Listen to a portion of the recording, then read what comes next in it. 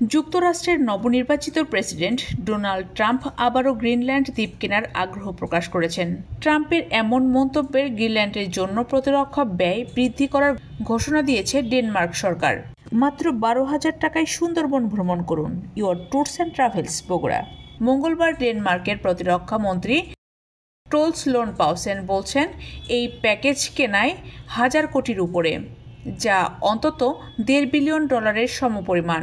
প্রতিরক্ষা ব্যয় বৃদ্ধির ঘোষণার এই সময়কে তিনি আইরনি অফ ফেইট বা দুর্ভাগ্যজনক হিসেবে বর্ণনা করেন।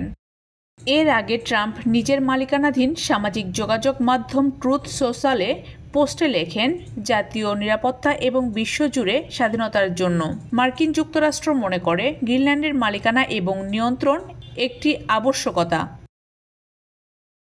ডেনমার্ক সরকার ঘোষিত প্যাকেজে নতুন 2টি পরিদর্শন জাহাজ, 2টি দীর্ঘপাল্লার ড্রোন এবং 2টি কুকুর স্লেড দলের জন্য তহবিল অন্তর্ভুক্ত থাকবে। এছাড়াও গ্রিনল্যান্ডের নুক শহরে আর্কিড কমান্ডের কর্মী সংখ্যা বাড়ানোর জন্য এবং গ্রিনল্যান্ডের 3টি প্রধান বেসামরিক বিমানবন্দরের একটি আপগ্রেড করার জন্য তহবিল বরাদ্দ করা হবে, যাতে F-35 যুদ্ধ বিমান পরিচালনা করা যায়। পাউসেন বলেন, অনেক বছর ধরে আমরা আর্কটিকে যথেষ্ট বিনিয়োগ করিনি। এখন আমরা সেখানে একটি শক্তিশালী উপস্থিতি তৈরি করার পরিকল্পনা করছি। তবে গ্রিনল্যান্ড নিয়ে ট্রাম্পের এমন মন্তব্য এবারই প্রথম নয়। 2019 সালে মার্কিন প্রেসিডেন্ট ডোনাল্ড ট্রাম্প গ্রিনল্যান্ড কেনার প্রস্তাব দিলে ডেনিশ নেতারা তীব্র প্রতিক্রিয়া দেখান। সেই সময় ডেনিশ প্রধানমন্ত্রী মেট ফেডেরিকসেনে এই ধারণাটিকে অবাস্তব বলে বর্ণনা করেন।